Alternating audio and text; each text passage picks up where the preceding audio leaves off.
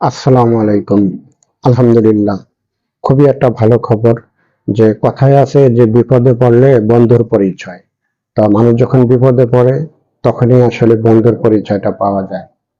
Saudi আরব ইরানের বিরুদ্ধে কোনো সামরিক অভিযান তাদের আকাশসীমা বা ভূখণ্ড ব্যবহার করতে দেবে না, জানিয়েছেন সৌদির ক্রাউন প্রিন্স মোহাম্মদ বিন সালমান।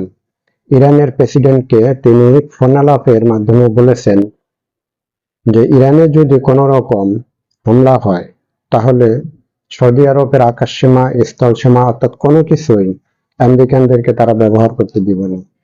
তো এইরকম যদি মিডল ইস্টে যদি এরকম প্রত্যেকটা দেশ এরকম কড়াকড়ি ভাবে একটা ঘোষণা দেয় যে তাদের আকাশসীমা, স্থলপথ, নৌপথ কোনো কিছুই আমেরিকা ব্যবহার করতে দিবে না।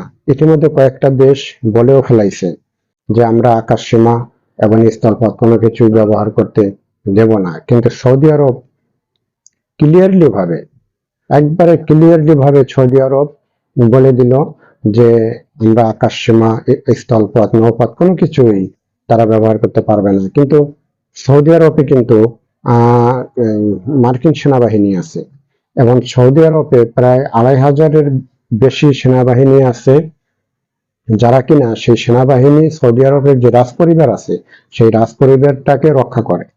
কারণ এই ২৫০০ সেনাবাহিনী যদি সৌদি আরবে না থাকে তাহলে সৌদির রাজপরিবার টিকবে না, আন্দোলনের মুখে সরে যেতে হবে বা গণতন্ত্রের দিকে এসে যাবে। কিন্তু তারপরেও সৌদি বাদশাহ কড়াকড়ি একটা হুঁশিয়ারি দিল যে ইরানের উপরে কোনো হামলা হলে আমরা আকাশসীমা, স্থলপথ কোনো কিছুই ব্যবহার করতে দিব না আমেরিকানদেরকে।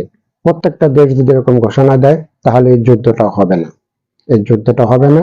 এবং আমার মনে হচ্ছে যেটা শেষ পর্যন্ত এই যুদ্ধটা না হওয়ার সম্ভাবনাই বেশি। দর্শক বন্ধু, ভালো থাকবেন, সুস্থ থাকবেন। আসসালাম।